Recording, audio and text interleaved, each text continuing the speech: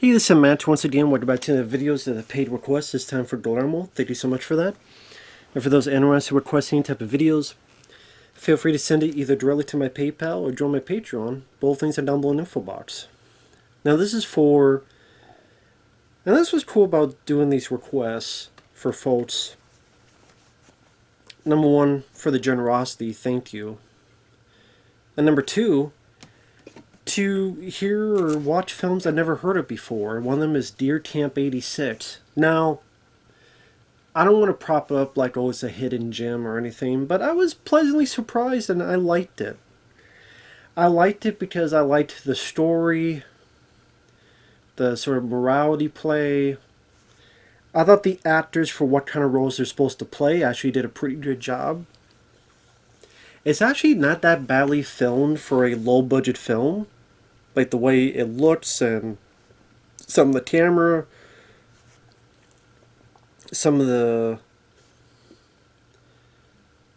Well, I don't want to say... Well, there's one stunt with a truck that I thought was pretty good. The antagonist at hand, which is a Native American spirit. It's one of those films where I guess it was made by people in Michigan, and it takes place in 1986. I don't know why it takes place in 86, because the story is about 6 hunters that go into a cabin, and while there's this Native American spirit, and you realize that it's killing them one by one, but it's because of some type of moral quandary, which I'll get into later, at least by some of the hunters. And the hunters are dressed the way hunters pretty much dress nowadays. The cabin, the wilderness itself, even the bar that they go to earlier, all that could take place in today. Not having phone, I mean, you just have, oh, there's no service on the phone. There you go. Well, there's no service. So I don't know why they decided to have it take place in 1986.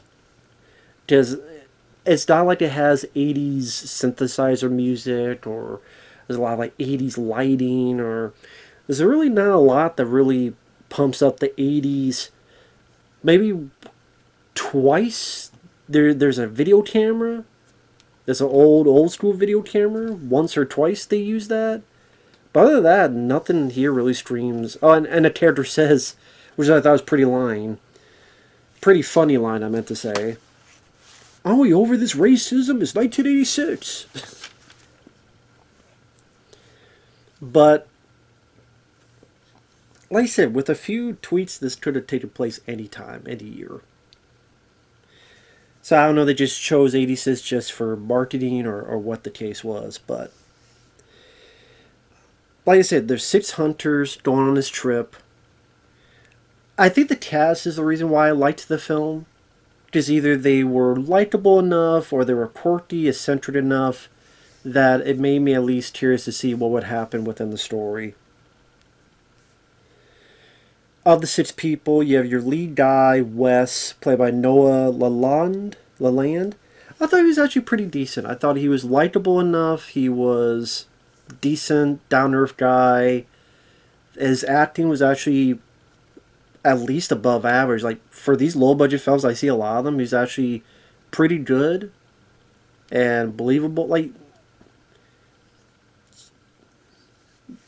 more natural than a lot of other actors I've seen in these low-budget films. Especially compared to the last film Guillermo had me review, Dawn of the Beast, which I thought the acting was fairly mediocre. This, I thought, was much better cast of actors. Arthur Cartwright as Simon, yes, the black guy of the group. I did like him. I wish he was in the film more, but I thought he was, again, had a likable enough, personable quality to him that just seemed like a decent guy, just like Wes. And you tell that Wes and Simon, like, those two have a close friendship that I wish we could have seen more of. The other people, you have this more meat guy nicknamed Ep, who has this business with gutters, and he's a guy that this is his first time hunting, and the other people kind of treat him like crap. At least some of them do because he's so inexperienced with the hunting stuff. Kind of a smaller weasel type of guy. You also have this bigger guy who's very much a blowhard. He's kind of the guy kind of leading this whole thing because I believe it's his cabin, or at least he seems to be much more in the know of what's going on at the cabin here. But he's much more of a blowhard. You gotta make sure you don't get mud in them ass flaps. Very boisterous, big over the top. Which some people may find annoying, but I thought it kind of fit.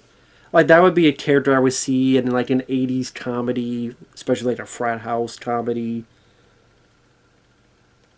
You also have a guy who is a Mexican guy that was in the war. So maybe that's another reason they have in '86 because okay, this Vietnam War. So he is a bit screwed up in the head. He's very much always. Well, he didn't mention Vietnam. I'm trying to remember what he mentioned. Which is crazy because I know he mentioned it a lot.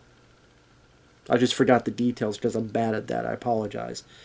But he mentions the military a lot, and some people get annoyed they always mention it. But you tell that he could be very hot-headed and at times paranoid. So he's the guy that you gotta watch yourself with. And then you have this other guy as well. But anyway, the six of them, they go to this bar.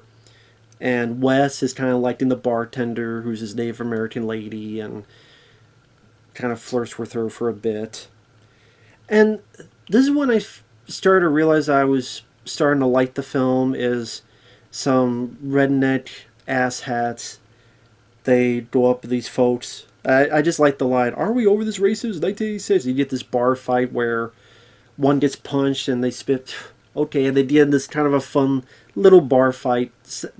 Doesn't last too long.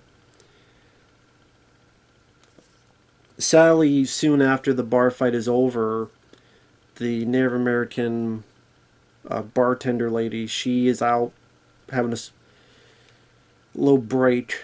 Someone comes up, assaults her, and kills her. Now, we don't see who it is. That'll be till later. But that kind of starts unfolding the events. And I like the little bits where, like, the dead body's hand had this little necklace thing. And you see kind of the floor rumble, the ground rumble, and dust kind of go in the air. I'm like, is Superman going to come back? Because it kind of reminds me of the ending of that, was it Justice League? With the coffin, the dust kind of going up. It started to remind me a little bit of. Only made more sense in this movie. And while the characters at times are rough around the edges, I did like the group. Whether when they get to the cabin and the sheriff comes by and they find out what happened to the bartender lady and they do this salute and they do their own way of saluting this lady. And the movie, it's not wall-to-wall action, wall-to-wall gore. It's not a lot of gore, in fact. Very few kills. So if you're going into looking for that, you may be disappointed. Like I said, what I liked about it was I guess for the most part, I liked the story and I liked the cast of characters we got. Well, at least they had a little bit of personality. And the guys I liked, the acting wasn't bad and they weren't douchey or anything. Like the characters of Wes and Simon. And the others, again, they had a unique look and personality that it kind of fits into the story, which I'll explain later. And yes, sometimes the humor is juvenile, but at the same time I did smirk at it. Like one of the more meek guy, he wakes up in pain and you realize he's got a deer tick on his nether regions. And there's an up close shot of like the deer tick digging in and they have to like dig it out. And pretty decent makeup effects. Like they show enough to get the idea, but not enough to be like a trauma style. So I thought it had for me the right balance, where it's goofy, it's silly, it's kind of funny, but it's some decent makeup effects, and it did make me cringe a bit, like oof, just feeling it. So it had the right effect. And little things start happening. There's meat that they got, but then there's maggots in the meat for some reason. Yeah, that Simon Says game, red, blue, those lights, that starts going off on its own. Like these little things happen. And like I said, I thought the way it was filmed was actually pretty decent for a low budget movie. There's a bit where a truck it tips over, but then it like keeps tipping over. I'm like, wow, that was actually really good. Granted, then it ended with a pretty bad explosion. I just is like, well, we want to make sure we don't burn the whole forest down, but I'm sure there's a way to control it. There's plenty of movies back in the day where they just blew up something and you get fire extinguisher, then you put it out. So, and that's what like you have this really good flip of the vehicle multiple times, which I'm like, wow, that impressive. How do you do that? But like, not other stuff. So yeah, there's a lack of action in terms of fighting the villain, but because of what the story is, I was able to forgive that because it made sense. I apologize, my voice is going out, so excuse me. That's why I'm going to get into spoilers starting now. Again, sorry about that. I know that's annoying to listen to.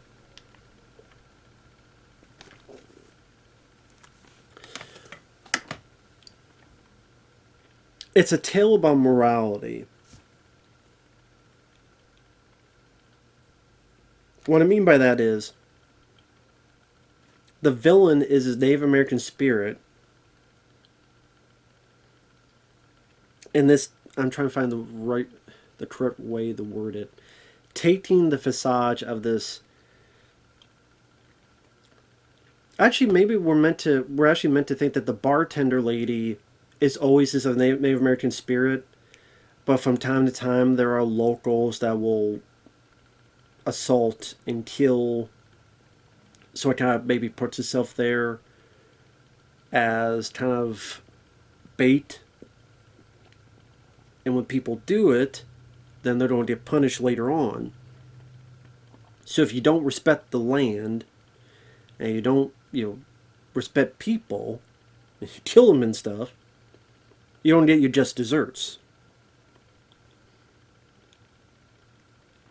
And of the 6 hunters, again, heavy spoilers, 4 of them do get their just desserts. The lead guy, Wes, he's a decent guy, and there's even a point at the end where the spirit lifts him, then puts him down and like puts a hand on his chest, kind of nods or whatever, and then walks away. The black guy lives. It's just that, which I love this bit. This made me laugh. They're going in the woods. They have 1 or 2 times they have this video camera. They record something. The guy Simon, he looks in it. He sees, because it wears this skull, like a deer skull type of thing, as a mask. He says this and goes, okay. As soon as they get back, he packs up and he leaves. He's like, I'm going back to Detroit where it's safe. No, he says, let's go. As soon as they get back, he's packed up, like, let's go. And he's walking. Like, I'm going back to Detroit where it's safe. And so the reason Wes stays is because he thinks this thing killed the bartender lady. Because the sheriff has come by and told him the bartender lady's died.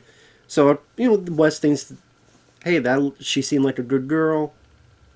If this thing did it, deserves punishment. So it's with good intentions. And that's why I said I wish the Simon character was in it more. Because there's 30 minutes left of the film and he leaves. He goes to town. That's it. We see him at the very end and he's safe. But so I wish he was in it because I liked him. I wish there was more scenes of him and Simon. They were together, but at the same time, him leaving, him doing the smart thing, and surviving.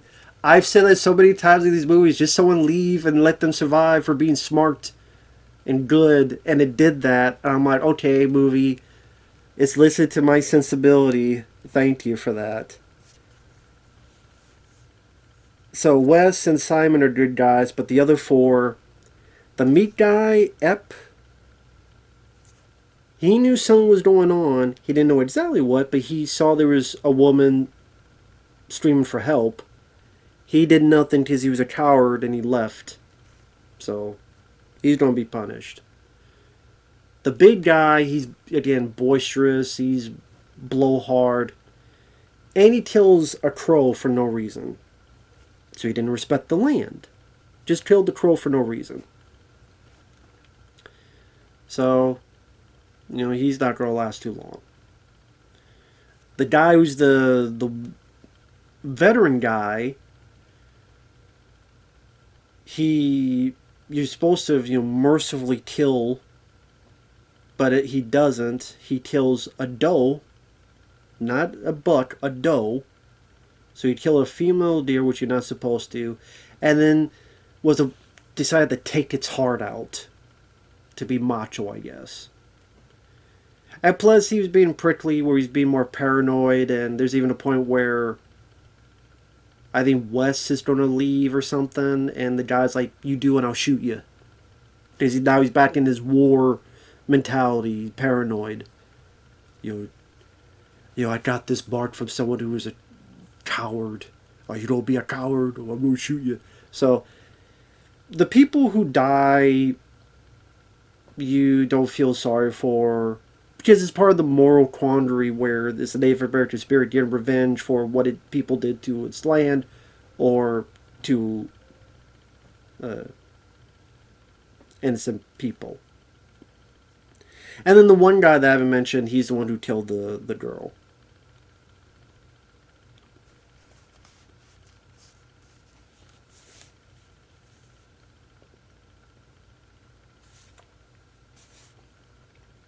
And I'm sorry I paused and just trying to think. Like I said, there's not a whole lot of action, so I can see maybe some people getting bored with it. Uh, Spoilers later on. I mean, there's a bit after the one guy leaves, because again they realize this weird stuff's going on, and again the lead guy Wes is putting fire, and something grabs his hand, and he looks. There's nothing there. Again, there's the eating meat, and there's badges in the meat. The Simon says things going off.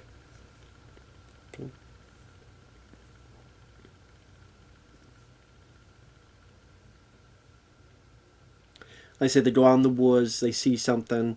I like when they first see something, someone goes nope, and they run away. So the moments that made me chuckle.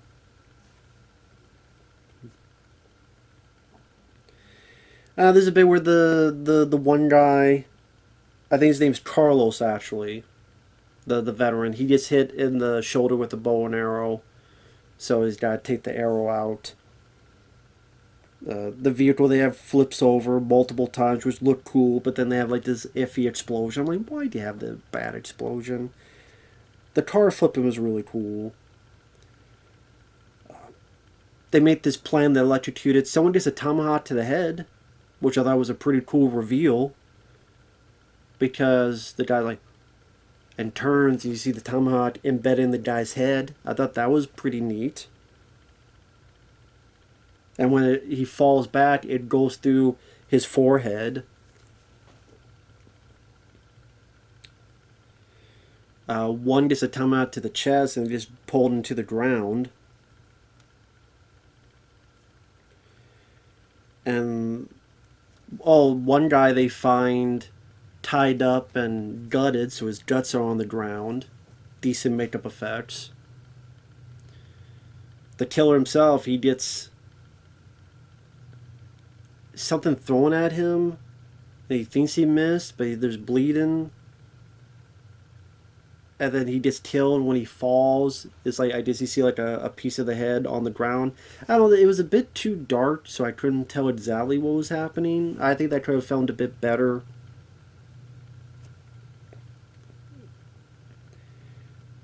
And then Wes, the Native American, did his deed. Let the guy go because he's a good guy. Wes finds the sheriff and his buddy Simon still alive.